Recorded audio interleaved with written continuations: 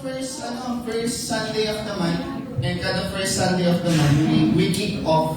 Ano ba yung series natin for this month? Meron po ba nakakaalala ng series natin noong February? Look. Let God occupy your heart. So let God occupy your heart. So this time naman, meron tayong i-occupy. Ang series po naman natin for this month is Occupy Your Priorities in Life to God's Priority. Medyo mahaba, no? Paikliin po natin ang content. And ito po yan. Make your priority. Thanks Ate Marian for making this. Napakagandang illustration. So making God your priority. Panghawakan po natin yan. Ngayong buwan na to. So, sa Panginoon, sa binigay niyang series natin for this month. And kick off natin yan. But, bago yan, i-define muna natin. Mukhang kailangan ko muna uminom ng tubig. Pero, pag-usapan po natin, para sa inyo, what is your priority? Or what are your priorities? 20 seconds, kausapin natin yung katabi natin. Ano ba yung mga priorities mo sa buhay? Sige nga po. Ox. Ano ba yung mga priorities mo sa buhay? Inom na po.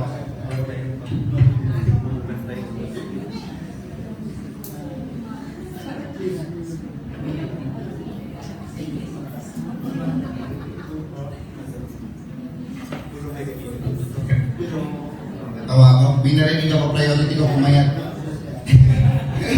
Ayan. Tama yun. Priority natin kumayat. Ayun. Di ba lahat po tayo may kanya-kanyang priorities. Tama po? Meron po po. Wala po. Ano? Wala po kayong priorities. Ayan. So lahat po tayo may priorities. Sabihin nyo nga yung word priority.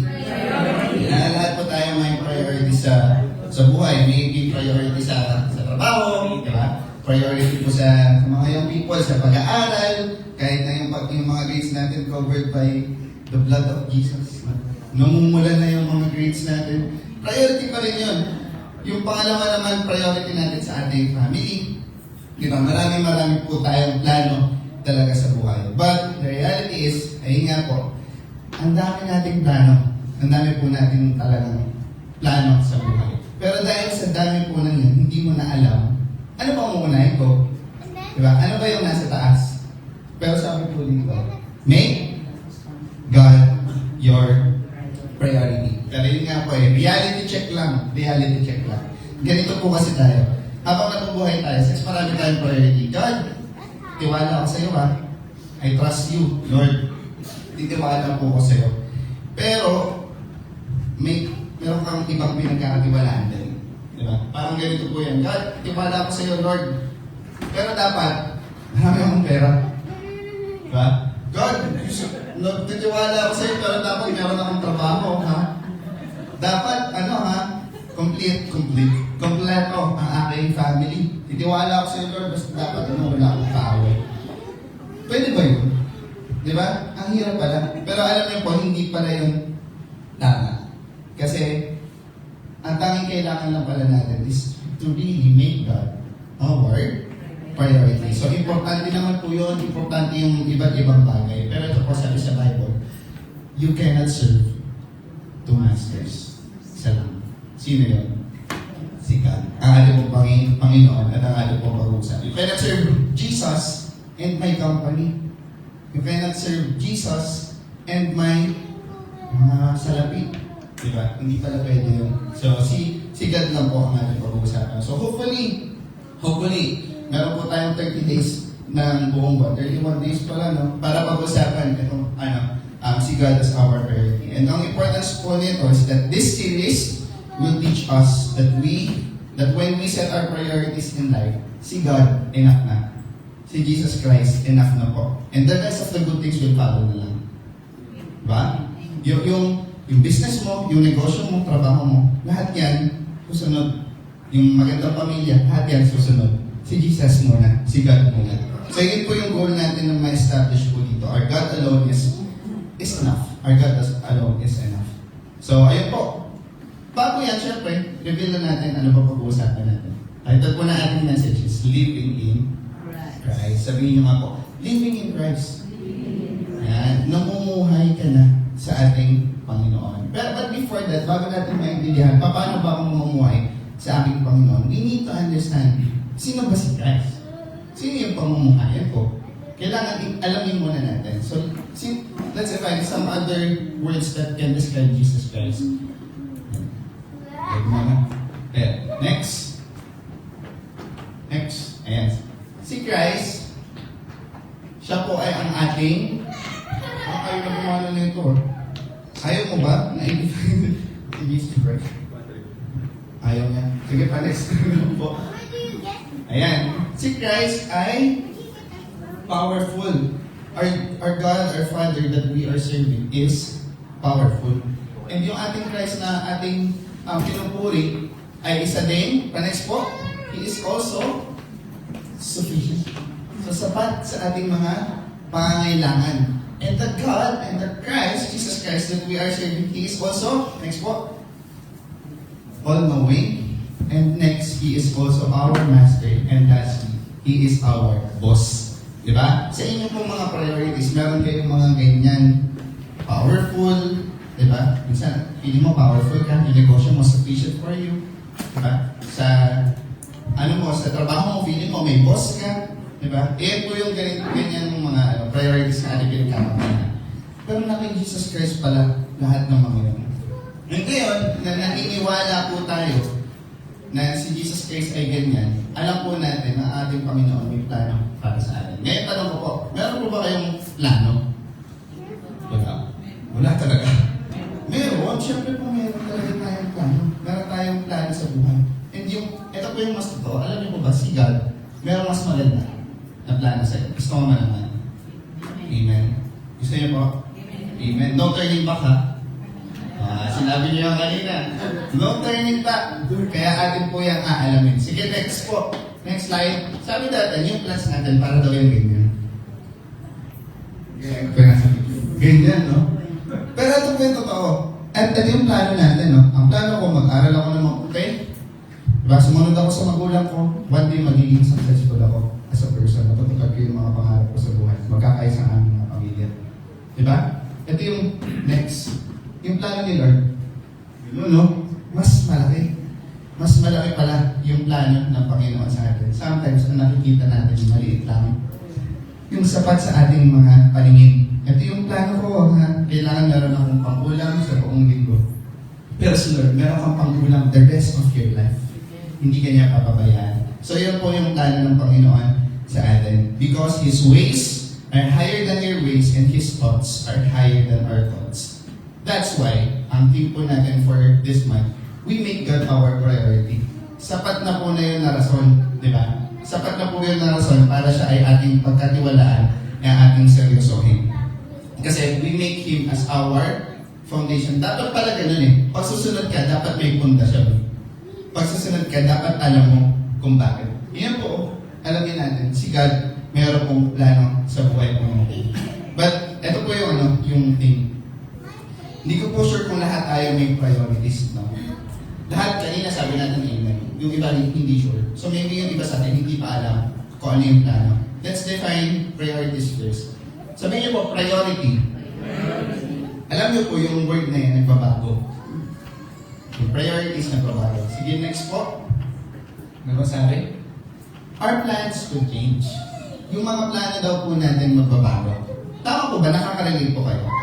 Nag-plan kayo, di ba? Minsan yung plano mo, na bago, bigla. It will change, definitely, because of these things. Ano ba yung mga bagay niya? First, 3 P's po yan. Number 1, priorities. Again, babalik tayo. Yung plano po natin magbabago because of our priorities. Minsan namumuhay ka ngayon. Pag bata ka, ito yung priorities mo. Mag-aral, matulog ng maaga, diba? Huwag magpuyat, kasi magagalit ang aking magulang. Diba? Kumuha ng baon. Humingi. Mali. Humingi ng baon. Pangalawa, ano po? Preference. Nagbabago po ang ating plano because of our preference. Kasi minsan sa panahon na masaya ka, ito yung plano ko. Pero dahil sa panahon na malungkot ka, ay, nagbago yung plano ko. Parang hindi kaya. O kaya minsan dahil sa iyong kagustuhan.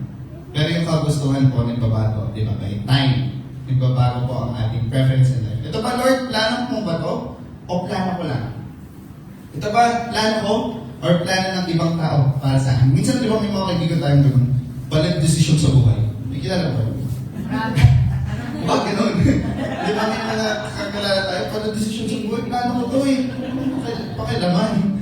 Di ba? Next! Ito po, lastly.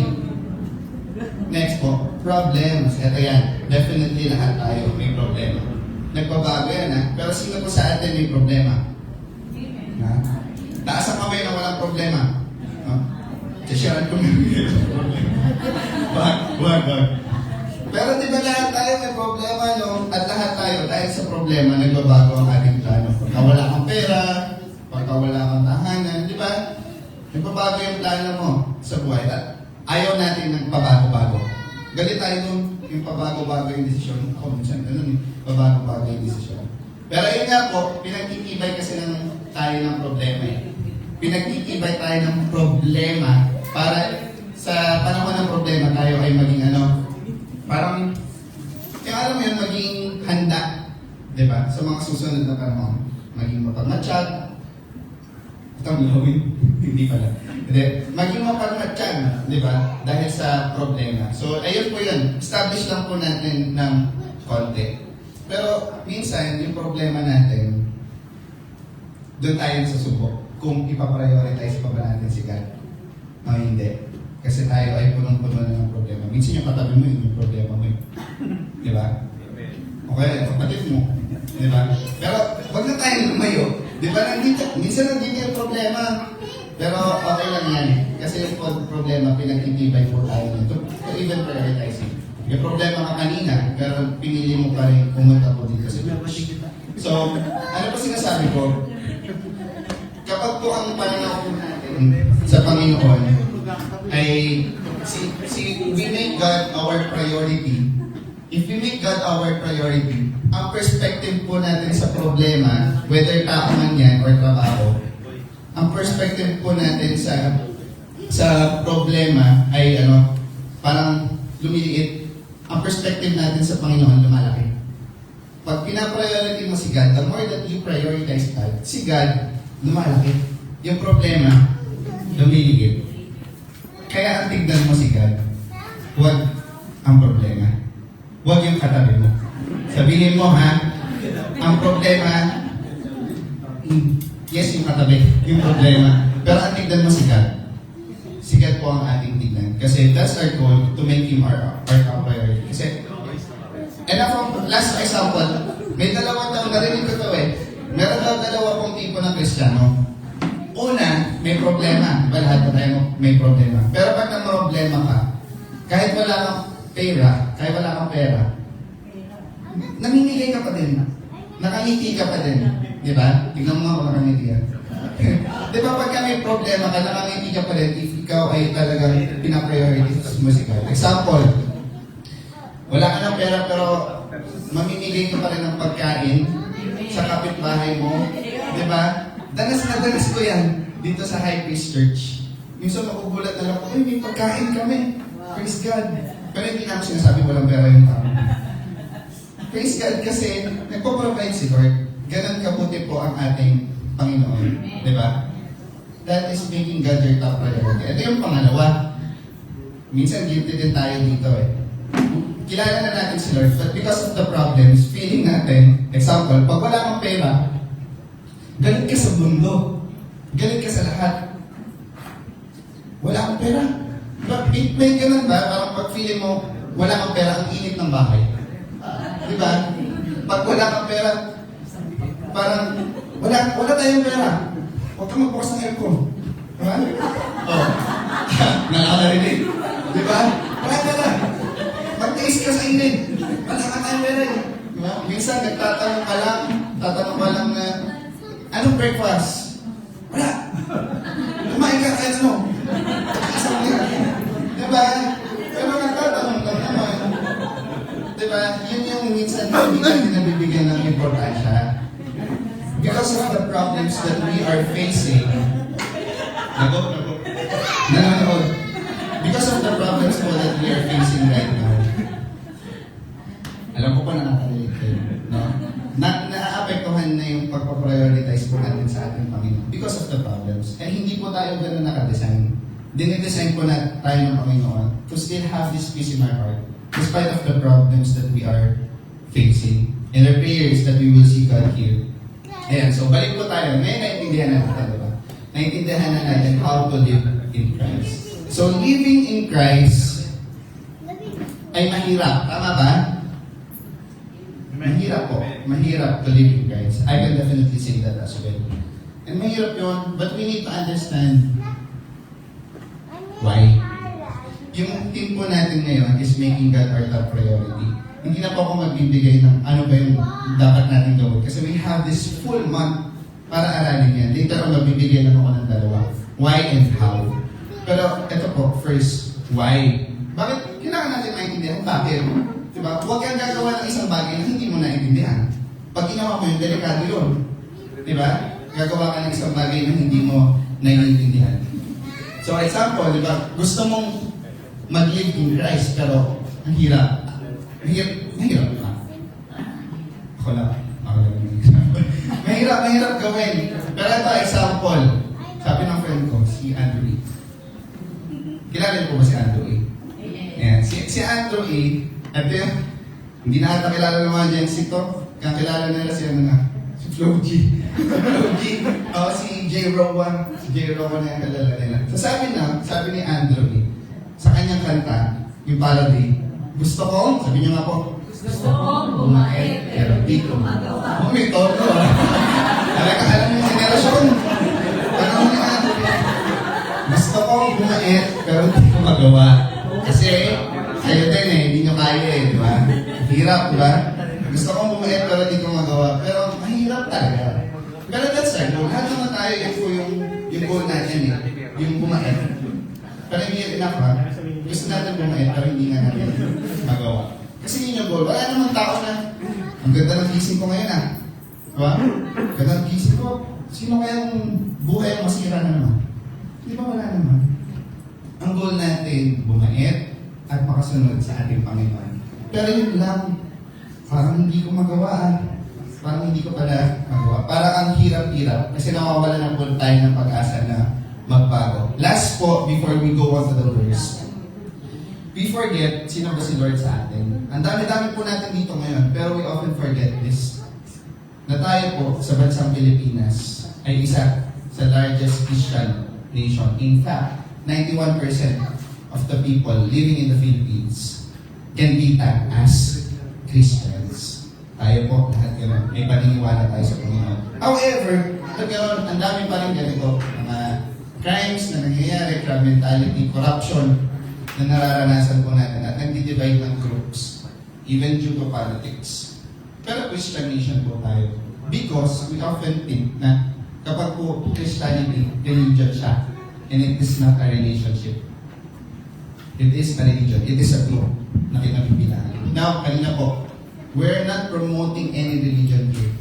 We are promoting relationship po sa ating Panginoon. Tanging yun lamang. So we make Him our top priority for us to have this personal relationship with Him. Ngayon kung ang goal mo, napunta ka dito sa High Praise Church and feeling mo natagpuan mo na yung religion mo, I hope hindi po ganon.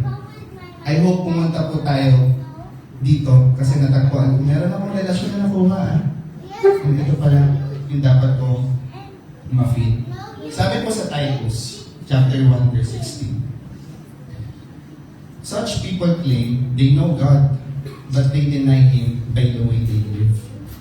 They are detestable and disobedient, worthless for doing anything good. Diba? Sabi, tinatawag mo si God na Lord, Lord, pero hindi mo naman nakikita sa tao na prioritize niya ang ating Panginoon. Pagka ganyan pala tayo, that are all worthless. Hindi po yan tama. Sabi mo, worthless. Mali pala ang ating ginagawa. At ang hirap po nung pag ganun yung nangyari po sa atin. Example, mga evangeligaw. Nagpunta ka sa church kasi may nakita ka na, uy, parang natitipungan ko siya Pero pag binasted ka niyan, wala na. Kasi hindi siya yung tinitignan mo. hindi si God, tao, ang ating pong tinitignan. So hindi po yun ang essence of making God our top priority. So ang pag-uusapan po natin, mabilis lang yan. Since then, sa Colossians chapter 3, verse 1 to 4, it says here, "Since then, you have been raised with Christ. Set your hearts on the things above, where Christ is seated at the right hand of God. Set your minds on the things above, not on earthly things." Verse 3, "For you died, and your life is now hidden with Christ in God." With Christ, when Christ, who is your life, appears, then you also will appear with Him in glory. So ito po ay tinuro ni Paul sa mga Colossians before, that they are in the season of being challenged. Kasi meron daw pong false teacher na nagpapalaganap ng maling katuruan. And because of that, ano nangyayari? Yung paniniwala ng mga tao, ng mga members of the church, na minimize si God. At ang na-emphasize, yung kailangan nilang gawin. At na-minimize ang karakter ng Panginoon. So the goal of this message is for you to not be swayed sa mga ganun. But the goal of this message is for you to know Christ more. Kasi gagawin natin siya as our top priority. So more of Him, less of us. Yun po yung goal neto. And di ba sabi sa Hebrews chapter 12 verse 2, for us to be able to prioritize Him, enlarge your faith. Di ba? Sabi di ba? God, di ba? Fix your eyes on Jesus, for He is the author and perfecter of faith. Babalik pa rin po sa ating Panginoon. So let us change our perspective. Ayan, pag-usapan po natin yung first part of this verse. Sabi dyan, since then, you have been raised with Christ. So parang, ang sinasabi po niya, no, parang ganito, if convinced ka, kasi sa other term po I don't know kung ESV or NLT, sabi po dyan, instead na since, if then. So if convinced ka na you have been raised with Christ, at ikaw ay na-redeem niya, niligtas ka niya, ni-raise ka niya, ni-rescue ka niya, you should make Him as your top priority. Now the question is, if convinced ka ba or hindi? Kailangan natin munang maintindihan. Tama po? Kailangan natin munang maintindihan. So, yan muna. Let's define grace. Ano ba yung grace? Ano ba sa grace? Hindi yung unahan. Grace. Grace. R. Inubog. Diba parang, you raise me up. Hindi alam yung Tagalog yun, no? You raise me up. Diba alam mo yung katang yun? Diba parang, raise me up. Kinalakihan o parang, inangat tayo ng Panginoon. Imagine, nalulunod ka at kayo na kanyang sinagip ni rescue. Diba? Sa panahon hindi mo na kaya. Yan pala yung ibig sabihin na you have been raised with Christ. Kasi kayo po, may mga panahon kayo na hindi nyo na kaya. But God raised you from those things. Yun yung dapat po natin maintindihan kung bakit natin kailangan natin siya unahin. And now that we know that, other term for that, grace, hindi ko lang po na inalagay yan, ay binuhay ka ng muli. We have been born again. Binuhay ka ng muli ng ating Panginoon. Bakit? Tanong niyo po ako bakit? Bakit? Because you were dead. Kasi patay ka. Tingnan mo nga yung katabi mo. Buhay yan ha? Buhay. You were dead. At kaya ka niraise ng ating Panginoon. Sabi po niyan dito, Colossians chapter 2 verse 13, you were dead. You were dead. Why? Because of your sins. And because of your sinful nature. Kaya tayo ay patay. Hindi dead, ibig sabihin hindi gumagalaw. Yes. Diba? Kasi nga patay tayo eh. We are dead, not physically ha. We are dead spiritually. Patay po tayo at wala tayong paraan to connect with Him. Kasi tayo ay patay. That's why God raised us. Example, ano ba? Pag physically ganito po yan, sino po sa inyo na naka-attend na sa isang funeral? Amen. Diba? Especially yung mga pastors po na naka-attend sa funeral. Pag ikaw nandyan, nakikita mo lahat gumagalaw. Diba? Lahat gumagalaw. Even yung electric fan na, gumagalaw yan. Pero may isang bagay na hindi gumagalaw. Ano po yun? Yung patay. Kasi pag gumalaw yan, lahat mawawala. Diba? Lahat. Diba? Mawawala yan. Dito sabi, niligtas ka ng Panginoon at tanggal lahat ng iyong kasalanan. Nawala lahat ng iyong kasalanan. Pero dahil patay ka nga eh. Dahil patay ka, hindi dahil hindi ka gagalaw ha. Wala ka lang chance to know God. Kasi patay ka na spiritually. That's why God raised you from the dead for you to be saved. Sabi po dyan, for He forgave all your sins. He made you alive. God made you alive. So dati patay ka, but because Jesus Christ came here on earth, He made you alive. Buhay na tayo pag tinanggap natin ang ating Panginoon. And He forgave all. Sabihin niyo po, all. Lahat po. Totoo yan ha. Lahat. Minsan akala natin, nagigilty tayo eh. Ayaw natin lumapit sa Panginoon kasi feeling natin, yung nagawa natin kasalanan, napakalaki. At hindi kayang patawarin ng Panginoon. But God can forgive all sins. So ayun po, now that we established that, mas maigit, mas malaman natin, paano pa natin ipaprioritize ang ating Panginoong Jesus. So next, ayan, yan po yung sinabi ko kanina. Ephesians chapter 2, verse 4 to 5, it says, "But God is so rich in mercy." Kasi sabi ko nga kanina, lahat ng kasalanan, kaya niya yung patawarin. Kasi, God is so rich in mercy. Merong tao mayaman. Diba? Si God rich in mercy. May tao mayaman. Diba? Yan makatabi mo kung yung pilay niyan pang mayaman. Diba? O yung kuko niyan, nakapang sosyal. Diba? Yung sosyal na sosyal. Alam mo si God, iba. Ang ating pinag-ilay. Si God, iba. Ang ating pong Panginoon, iba. Mayaman siya sa salapi. Pero wala yan. God is so rich in mercy na yung tao, walang ganyan. Walang mercy minsan. God is so rich in mercy na minsan, akala natin, ano ba yung mercy? Awa. God is so rich in awa. Pero minsan, ating natin dyan ganito. Si God, ano ba term yun? Naaawa siya sa atin. Pero hindi ganun eh. Hindi naman ganito si God. Kawawa ka naman. Ganyan-ganyan ka na. Hindi naman tayo ganyan tingnan ng Panginoon. Tinitignan tayo ng Panginoon. Kinakaawaan niya tayo. Mukhang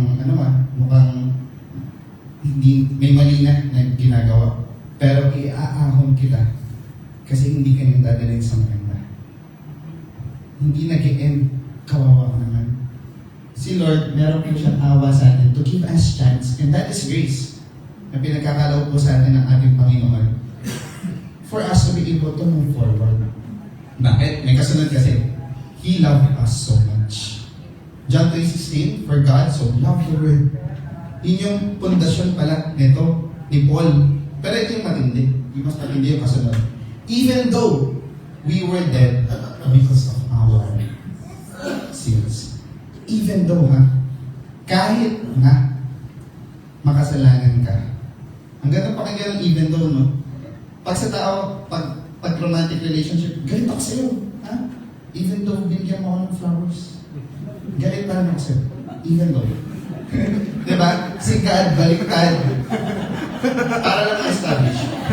Wala po akong pinanghukutan. Baliktad pa rin tayo. No? God so loved us so much, even though, sa tao ganun eh. Una yung, galit ako sa'yo, tapos mabuti. Kay God baliktad, mabuti muna, kahit pangit. Mahal kita, kahit na ginagawa ko mali. Galing, di ba? Ganun si God.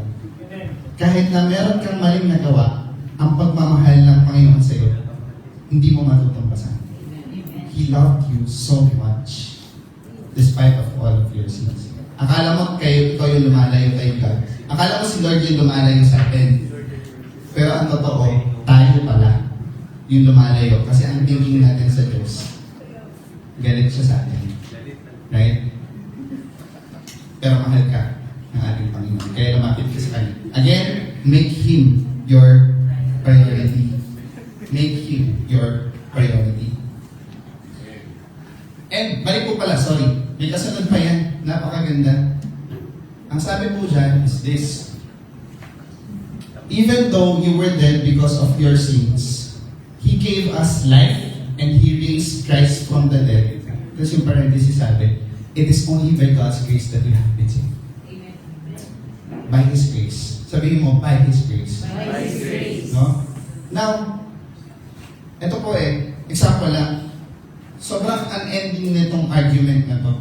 What's gonna happen dun sa mga tao na namuhay before dumating ng ating Panginoon? Saved. Will they be saved? Yes. No? This is the answer. It is only by God's grace that they have been saved. Alam mo po, ito yan. In fact, it is only by God's grace that they have been saved, not even the time that they live on earth. Kasi God cannot be controlled by time. And it is only by His grace, ikaw yung maliligtas. Now, bakit ko po yung establish? Minsan kasi, some other people would hesitate to prioritize God kasi naghahanap ng loopholes. Diba? Hindi ako maniniwala because of this. Diba? Pero it is only by God's grace. Now, again, Pastor Gio, paano yung mga malayong lugar na hindi na-reach? Nasa same pa sila? Again, that's why our Great Commission is this. Make disciples. Go out to all of the nation to preach the word. Diba? That is the goal. And again, paano talaga pag walang-wala na? Paano pag walang-wala na? Here's the thing. God is fair. And He will judge us fairly. Diba? Ang ganda. Ang ganda nun. Solid reason for us to prioritize God. It is not about the other people. It's about you. It is by His grace that you have been saved. Not all the things we can answer. Pero God is fair. And His ways, His understanding is higher and always beyond our understanding. Ang ating panghawakan, ang Diyos natin mapagmahal, and He is fair enough to judge us. And He can forgive you, so you prioritize God. Ayun po. Ang ganda lang isipin, no? Ganon kagaling ang ating Panginoon na ating pong pinaglilingkuran. So now this, how? Now that we know why, we need to prioritize God. Question, how? Dalawa lang po yan. Before we end, how should we prioritize God? Sabi ko sa first part, set your hearts on the things above. Sabi po, set your hearts on the things above. It says on verse 3, then you have been raised with Christ. So seek the things that are above. Diba? Seek. Pag sinabing seek, hindi yung lalagnat. Pag seek, para kang nag-crave. Alam mo yung cravings? Alam mo yung cravings? Di ba pag nag-crave ka minsan sa mangga, sa avocado, sa toge, kahit saan. Pag ganito yung cravings mo, ganito yan. Pag nag-craves ka, di ba? Craves. Pag nag-crave ka, ganito. Kahit anong oras, hahanapin mo yan. Di ba? Kahit anong oras, gagawa mo ng paraan. Kasi craving eh. And that is how you will seek God. Ganun natin sinisik ang ating Panginoon para po tayong nag-crave. Kasi gusto mo eh. Now, sabihin niyo po, seek. We seek God. We need to seek God for us to make Him our top priority. Kasi kailangan maintindihan mo, hanapin mo muna si Jesus sa'yo.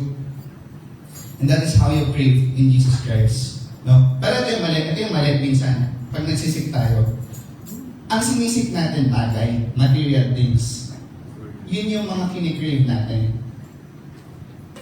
Kinikrave ba natin si God? doon tayo matcha-challenge. Are you seeking God? Amen. That is our goal and our priority to seek God. Sabi po sa First Chronicles chapter 22 verse 19. Now, set your mind and heart again to seek the Lord your God. Pastor, paano? Ito set daw. You should set your mind and your heart to seek the Lord. Bakit? Sabihin niyo po, heart and mind. Heart and mind. Laging magkasama. Lagi po yung magkasama. Kasi di ba, love the Lord your God with all your heart. Sinabi din doon with all your mind. Kailangan pala lagi po itong magkasama. Kasi minsan ang puso, deceiving. Minsan ang puso, lulukohin tayo. Kailangan po natin yan araw-araw. Again, yung pagpaprioritize po sa ating Panginoon, hindi yan material na bagay na titignan natin, ay, paprioritize ko muna negosyo ko, pamilya ko, pag-aaral ko, and all. Ganito, example. On a day-to-day basis, sabi, you should love your neighbor. Diba?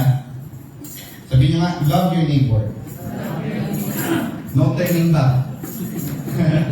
Love your neighbor, no turning back. Pero minsan, lahat ng action sa buhay, dapat may heart and mind. Kasi minsan, meron kang magandang intensyon, pero may masama kang balak. Diba? Diba minsan ganito yan? Minsan mangangamusta ka lang. Tapos, Mars, kamusta ka na? Meron ka ba dyan? Diba? May agenda ka kasi magbe-benefit ka eh. Kaya kailangan magkasama palagi. Now again, another example. Bakit kailangan lagi po natin itong bit-bit yung pagpaprioritize sa ating Panginoon? Sabi, love your neighbor. Again, love your neighbor. Pero ganito po yan. Sabi, love your neighbor sa Sunday. Pagdating ng Monday to Friday, pag uwi mo, narinig mo yung karaoke ng kapitbahay. Yung love your neighbor mo, parang nagiging killer. Parang hindi na love. Report sa barangay your neighbor. Diba? Now, again, it should be mind and our heart. Minsan nasusubok tayo eh. Nasusubok tayo ng sitwasyon. Again, preference, priorities, and problems. Kaya hindi natin napaprioritize ang ating Panginoon. Kasi sinasabi lang, hindi sinasa puso. Ang ganda po, no? Ang gandang pakinggan kasi nagigilty tayo. Nagigilty tayo. And me, myself, nagigilty po. So, again sabi, you should set your minds on the things above. Ayan, sabi po dyan, paano yun? Set your minds on the things above. In order for us to have this. Sabi dito, ano po yung nakikita niyo? Bahay, mansyon, malaking bahay. Sino dito gusto ng malaking bahay? Ha? Gusto? Ito. Ay, ano daw? Yung iba ayaw. Bahala kayo kung nagsama-sama kami sa subdivision. Ha? Sabi, yan. Alam niyo yan? Car. Dream car. Sino gusto ng gantong kasi? Dream car. Let's see, Land Cruiser. Ang ganda yan ha. Meron kasi Tito Mikey. Ayan. Ang ganda yan. Land Cruiser, dream car. Diba? Gusto natin yan. And next, sino sa atin minsan, ito eh. Ito yung priorities natin. Ito. Minsan yan yung mga priorities natin. That is what we see. Minsan yan sa mga young people. Yung graduate, magkaroon ng magagandang grades, hindi ko lang. Diba? Wala na ganun. Lahat po tayo, yan yung goal natin para sa ating mga.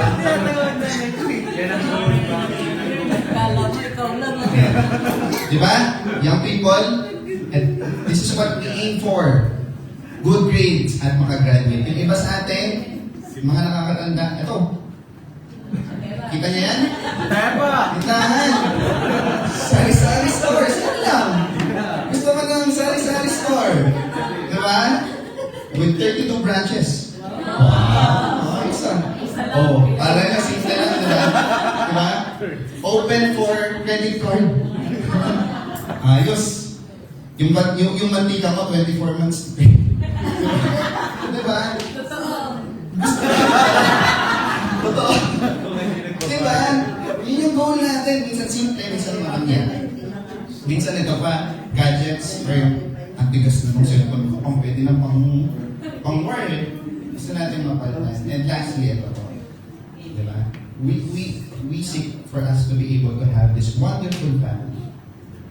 Yan po yung goal natin. So you need to set your hearts above. Lahat po lang yan, kaya i-provide ni Jesus Christ. Kaya i-provide ni God.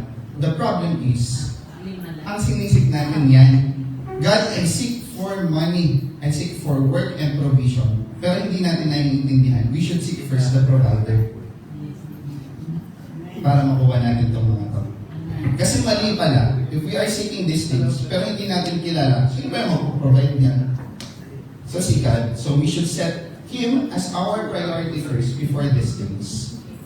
Ayan po. Last illustration. Sa setting your hearts on the things above. Minsan ang puso po natin ganito. May butas. At ang butas niyan, korpeng ganon. Na tanging si Jesus lang ang makakapag-feed. At hindi yung korpeng kotse, bahay, kundi yan. Si Jesus Christ. So you should set God as your top priority. No? Later on, I will end quickly. I just want to establish this. Ang hirap kasi talaga to prioritize God. Pero kilala niyo ba yan? Si Amado. Nakita ko po yan sa Instagram ko. Sabi niya, ganito po yun. Ganito yung context dyan. There's this one man na gumagawa po ng social experiment. At nangihingi po siya ng pera sa mga tao. Especially dun sa mga homeless. Tapos, ganito yung nangyari. Si Amado, 33 years old, na nag-aaral, pero walang tahanan. Imagine, nag-aaral siya, pero wala siyang tahanan. And he saved for money. Now this person asked for money, and immediately this person, si Amado, binigyan siya ng pera. At ito yung sinabi niya nakaka-inspire. Sabi, nung isa, why are you helping me? Sabi ni Amado, it is normal to help people. I should not keep this for tomorrow when someone needs it today. Wow. Ganda. Diba? And ito pa yung last, my sustenance is not in my hands. Na-amaze yun. Taong yun. Ano nangyari? Ibinalik niya yung pera. Dinoble-doble pa. Minsan yung heart, we should know first our priority. Si God, susurpresahin ka niyan. Kasi you are prioritizing Him. Minsan trabaho ka ng trabaho, pero hindi mo magawa. Hindi mo makamit yung lahat ng gusto mo makamit. Hindi ka nasa-satisfy. Kasi baka hindi na si Lord yung inuuna. Now, my sustenance is not in my hands. Ang galing mo, wala siyang pera, pero sinabi niya. Immediately God provide. Ano pa sinasabi ko? Meron pong batayan ng salitang yan. Hindi lang siya yung nagsabi, kundi si God. Sa Bible, sinabi, Psalm 54 verse 4, surely, God is my help. The Lord is the one who sustains me. Ang ganda. Diba? Wala pala tayong kailangan gawin pang iba. Ang kailangan lang gawin is, kilala natin si Lord, and we should make Him as our top priority. Matthew chapter 6 verse 33, seek first His kingdom and His righteousness. Ang ganda ng kasunod niyan, hindi ko nilagay. Ang sabi niyan, do not worry about tomorrow, for tomorrow will worry about itself. Totoo yung ibon. Totoo yung ibon. Kahit wala kang ginagawa, magpaprovide ang ating pong Panginoon. Yung ma-attend naman ako sa church. Ma-attend ka, pero inuuna mo ba siya? Sa lahat ng iyong ginagawa. I will end here. Pangalawa po, we should put to death our old self. Paano tayo mag-live in Christ? Put to death your old self. Sino ka dati? Kalimutan mo na yon. For you to be able to move forward. Makasalanan ako eh. Ang hirap eh. Paano ko mapaprioritize sa ating Panginoon? Now, here's the thing. Minsan, kaya hindi mo maprioritize ang Panginoon because of yourself.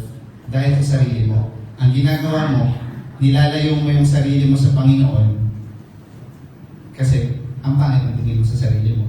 Nahihiya ka because of the sins that you did. Pero hindi naman tayo tinitingnan ng Panginoon. Ito po yung word na yan, yung guilt. Minsan, we always mention this word na lalamig tayo sa Panginoon, hindi ako makalapit sa Kanya because of this guilt. And you know, brothers and sisters, si God, hindi ganun eh. Pag naramdaman mo yan, lapit ka sa akin. Because I am the source. That is the goal of the enemy. Yung maramdaman mo yung guilt. And that is the consequences of your sins. Sabi sa youth camp, there's no condemnation. Kasi anak kita eh. Lapit ka sa akin. Tatama natin. Diba? Galing no? Ganun pala. Yung pag-ibig na binibigay po ng Panginoon para sa atin. Bibilisan ko lang po yan. Kasi minsan yung kasalanan ganito. Kaya hindi tayo makamove forward. Hindi natin pinapatay. Guilty ako doon. Diba? Pero ito po, hindi natin pinapatay. Example, ipis. Alam niyo po yan? Last illustration ko na yan. Ipis. Pag yung ipis ganyan, ahayaan lang natin yan eh. Hindi na. Okay lang yun. Makikita ko yan. Pero pag yung ipis nagpanggap na butterfly, wala akong sinisino. Pag ang ipis ganyan, lumilipat, imagine ganito, naalala ko lang. Ang ate ko ayaw na ayaw yan. Pagka nasa kwarto ka, tapos may isang bukas na ilaw, matutulog ka na ha, gusto kita mo sa kisame.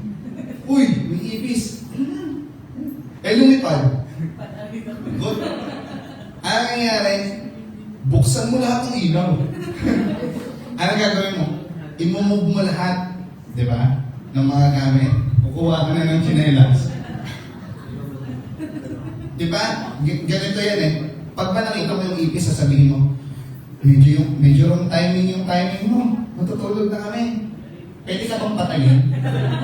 Tingnan ko ganun eh. Ganito yan. Immediately. Mahirap yung gawin. Illustration mo. Pero that's the idea. Kita mo kasalanan yan. Hindi ka makakatulog. Dahil din sa kasalanan yan. It will haunt you. That is guilt. It will haunt you. For you to be able to remove that and prioritize Him. Papatayin. Yung kasalanan. Galing? Ganda? Ganun pala. Dapat. Hirap gawin pero dapat natin gawin. Kasi we should make Him as our top priority. I'll end with that. Last verse. Therefore, as God's chosen people, holy and dearly loved, clothe yourself with compassion, kindness, humility, gentleness, and patience. Kasi kahit makasalanan ka, you should make me as your top priority. Kasi ito yung tawag ko sa iyo. Pag tinawag ka ng Panginoon, hindi niya naman sasabihin na makasalanan ka and you should have compassion, kindness, and humility dahil makasalanan ka. Hindi. Sabi ni God, you are God's chosen people, holy and dearly loved. Sabi mo sa katabi mo, pinili ka. Pinili ka ni Lord. So, tinasabi sa iyo ni Lord, anak ha, anak kita, you are a Christian and you should exemplify me in all of the things that you will do because you are chosen. Medyo mali na eh. Okay, tama natin. Pinili kita eh. Therefore, di ba, clothe yourself with compassion, kindness, humility, gentleness, and patience. Kahit na maingay ang karaoke ng kapitbahay mo. Okay. Kasi ganun si God. Ganyan yan mag-response sa mga bagay. That is our idol. That is our goal. Make Him your top priority. Amen? With that in mind, let us bow down our heads, close our eyes, and let us pray.